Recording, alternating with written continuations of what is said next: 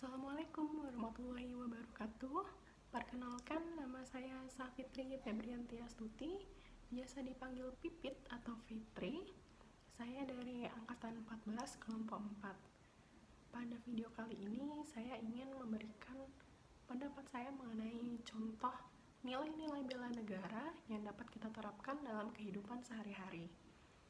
Berdasarkan pengertiannya sendiri, bela negara adalah sebuah sikap kita sebagai warga negara yang didasari oleh jiwa nasionalis yang harus berlandaskan pada dasar negara kita, yaitu Pancasila dan Undang-Undang Dasar 1945. Nah, dari sila-sila yang ada di dalam Pancasila yang merupakan dasar pedoman kita hidup sebagai warga negara, terutama di Indonesia, banyak sekali loh hal-hal yang dapat kita terapkan di kehidupan sehari-hari. Contohnya untuk sila pertama, ketuhanan yang Maha Esa. Setiap warga negara diberikan kebebasan untuk menganut satu keyakinan yang mereka yakini untuk jadikan agamanya.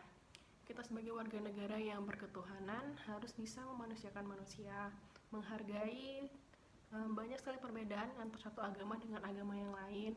Kita harus bisa menghargai ketika teman kita beribadah, lalu kita tidak boleh saling mencela antara satu agama dengan agama yang lain juga. Selanjutnya untuk sila kedua, yaitu kemanusiaan yang adil dan beradab. Dari sila ini kita juga dapat menerapkan beberapa nilai-nilai yang baik yang sudah biasa kita lakukan dalam kehidupan sehari-hari. Sila kedua, kemanusiaan yang adil dan beradab, menunjukkan kita juga harus bersikap beradab kepada sesama manusia. Kita harus bersikap sopan santun kepada sesama, baik sesama teman, keluarga, orang tua, kerabat kerja, ataupun masyarakat. Kita juga sudah tahu bagaimana kita harus bersikap ketika kita ada di suatu lingkungan tertentu.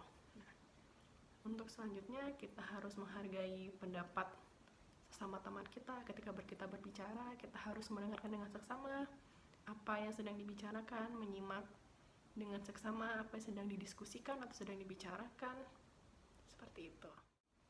Ya, mari kita lanjut untuk sila yang ketiga, yaitu persatuan Indonesia. Dari sila ketiga ini kita sendiri sudah paham apa maksud dan tujuannya, yaitu untuk mempersatukan dan tidak memperpecah belah negara kita. Apa aja sih yang bisa dilakukan, kita terapkan dari nilai-nilai sila ketiga ini? Yang pertama, kita tuh bisa loh menggunakan produk anak-anak bangsa zaman sekarang. Anak-anak bangsa tuh semakin kreatif loh. Banyak banget produk-produk dalam negeri yang gak kalah saing tuh sama produk luar. Contoh yang kita bisa pakai sehari-hari, misalkan dari kosmetik. Kita nih yang perempuan, yang cewek-cewek sering dong beli kosmetik, beli lipstick, beli bedak, segala macam. Banyak loh sekarang produk-produk dalam negeri yang gak kalah bagus loh daripada produk-produk di luar sana yang dari negara asing. Bukan tidak boleh kita menggunakan produk-produk dari negara asing. Alangkah lebih baiknya jika kita bisa memprioritaskan menggunakan produk-produk dalam negeri. Karena itu tadi, produk dalam negeri sekarang juga sudah top semua loh. Contoh lainnya dari penerapan sila ketiga, kita tuh harus bersikap sopan santun kepada siapapun, kepada orang yang lebih tua, yang sebaya atau seumuran, ataupun kepada orang-orang yang umurnya lebih muda daripada usia kita. Kita harus bisa menentukan sikap, bagaimana kita bertemu orang tua, bagaimana sikap kita kepada sesama yang sepantaran atau sebaya, dan bagaimana kita memperlakukan teman-teman kita yang jauh umurnya di bawah kita, yang lebih muda. Kita tuh harus tahu kenapa harus sopan santun, ya karena itu memang sudah budaya kita, budaya Indonesia. Harus bersikap sopan santun dengan yang lainnya.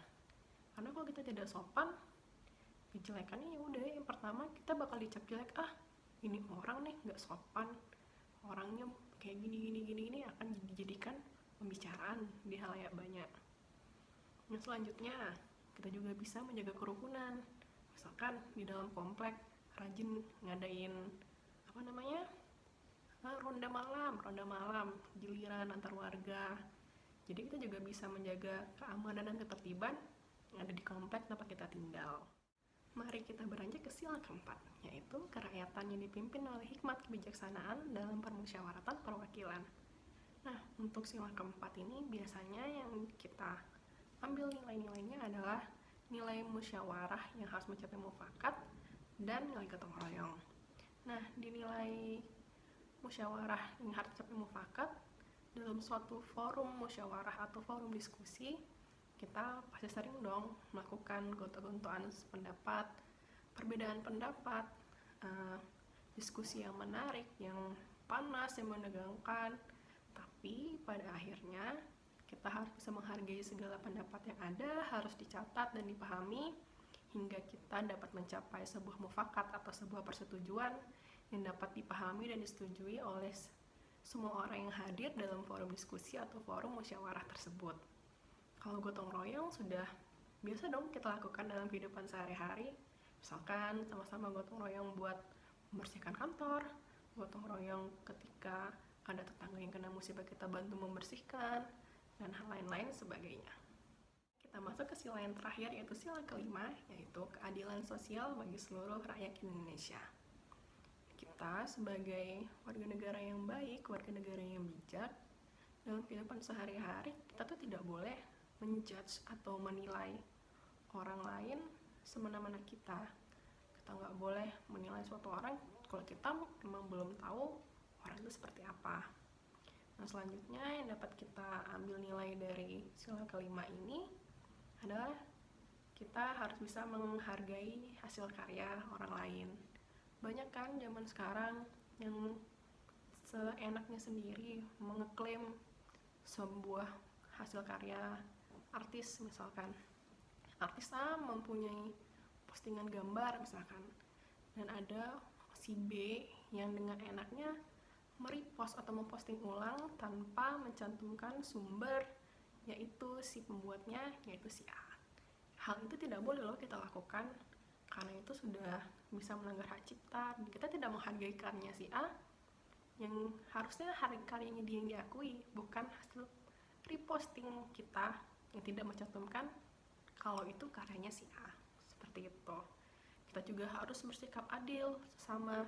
Kita tidak boleh membeda-bedakan. Misalkan terjadi sebuah keributan nih, kita memihak si B secara subjektif. Misalnya karena dia dekat sama kita nih, kita tahu si B ini orangnya kayak gini, tapi kita kan belum tahu lawannya dia seperti apa. Kita harus mendengarkan cerita dari segala sisi, kita menengahkan orang yang sedang ribut tadi itu, kita dudukkan, kita dengarkan ceritanya dari kedua belah sisi, baru kita bisa mencari jalan, membantu mencari jalan keluar dari permasalahan kedua belah pihak tersebut.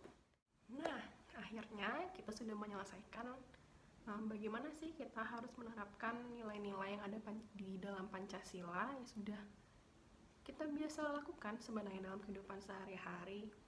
Hanya saja saya ingin mereview kembali apa saja sih nilai-nilai yang bisa kita lakukan, yang dapat kita ambil dari sikap bela negara yang didasarkan oleh Pancasila.